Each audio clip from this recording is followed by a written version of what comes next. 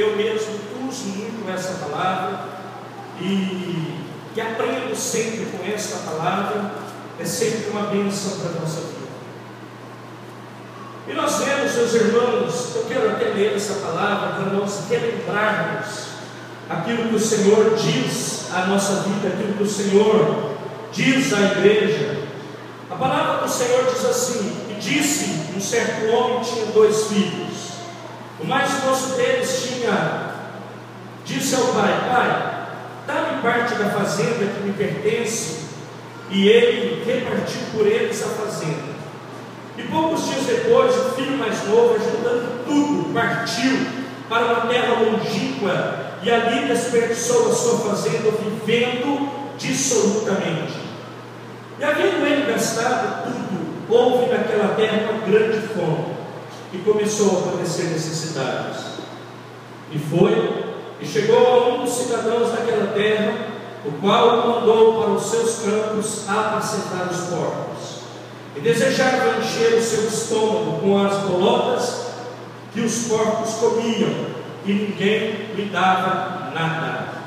E tornando em si, disse: quantos jornaleiros de meu pai têm abundância de pão, e eu aqui pereço de fome. Levantar-me-ei, e irei com meu pai, e dir-lhe-ei: pai, pequei contra o céu e perante ti. Já não sou digno de ser chamado teu filho. Faze-me como um dos teus jornaleiros. Levantando-se, foi para o seu pai, e quando ainda estava longe, viu o pai, e se moveu de íntima compaixão, e correndo lançou-se-lhe ao pescoço e o beijou. E o filho disse: pai, pequei contra o céu e perante ti, e já não sou digno de ser chamado seu filho. Mas o pai disse aos seus servos: trazei depressa o melhor vestido, ponde-lhe um anel na mão e alparcas no pé, e trazei bezerro cevado, e matai, e comamos-nos e alegramos, porque esse filho estava morto e reviveu, tinha se perdido e foi achado, e começaram a alegrar-se. E seu filho mais velho estava no campo, e quando veio e chegou perto da casa, ouviu música e dança, e chamando um dos seus servos, perguntou-lhe o que era aquilo. E ele lhe disse: vem, teu irmão, teu pai matou um bezerro cevado, porque o recebeu são e salvo. Meus irmãos, essa palavra é uma palavra maravilhosa, eu acho assim uma coisa espetacular, de grande bênção, espetacular não, mas de grande bênção na palavra de Deus. Porque, meus irmãos, não são poucos, você conhece, eu conheço, os que, meus irmãos, viram as costas para Deus, viram as costas para o Senhor. Isso aqui é figura disso.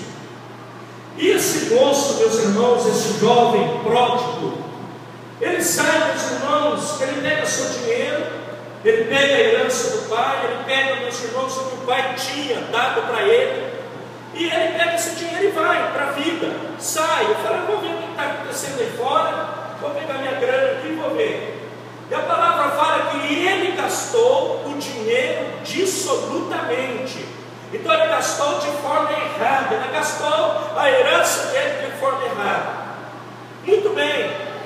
Aí, meus irmãos, depois que ele gasta tudo, ele torna toda a grana, ele acaba com tudo que ele tinha.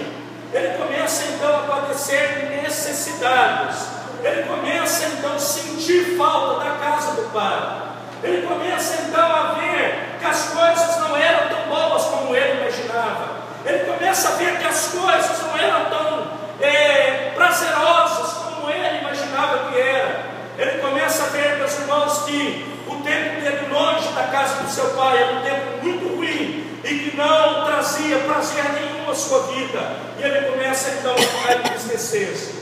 E ele perde tudo, e ele vai então a uma criação de porcos, ele arruma lá um emprego, e ele começa a trabalhar. Mas, meus irmãos, o trabalho não enche o coração do ser humano, o dinheiro não enche o seu coração e a sua alma. O dinheiro não é tudo para a tua vida, o dinheiro não é tudo para mim. Ele tem o salário, mas ele não tem o pai. Ele tem o salário, mas ele não tem o conforto da casa do Ele tem, meus irmãos, o dinheiro, talvez, que ele arrecadava, nem ganhava ali, mas ele não tinha o prazer do convívio, da família, dos irmãos, lá da mesa do pai. Ele não tinha nada disso. Aí, meus irmãos, um dia, ele entra numa total tristeza, numa total desilusão, e ele olha para tudo aquilo e fala assim: mas os meus criados, os criados do meu pai, estão com uma vida melhor do que a minha. Os criados do meu pai estão tendo uma vida melhor do que a minha, tem comida boa, tem tudo lá, e eu aqui desejando comer a comida que é lançada para os porcos, e eu estou aqui.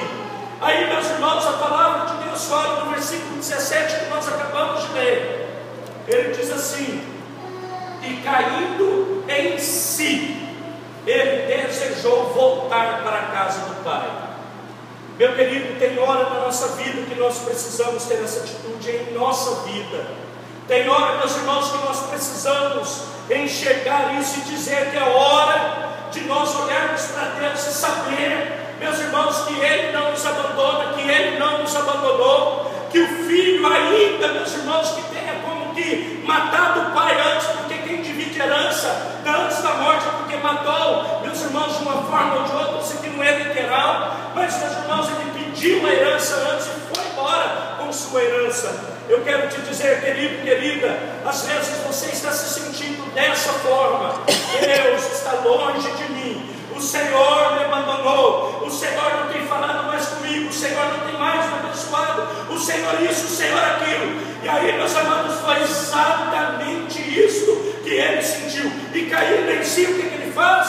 Fala: deixa eu voltar para trás. E toma o caminho de volta. E volta, e volta.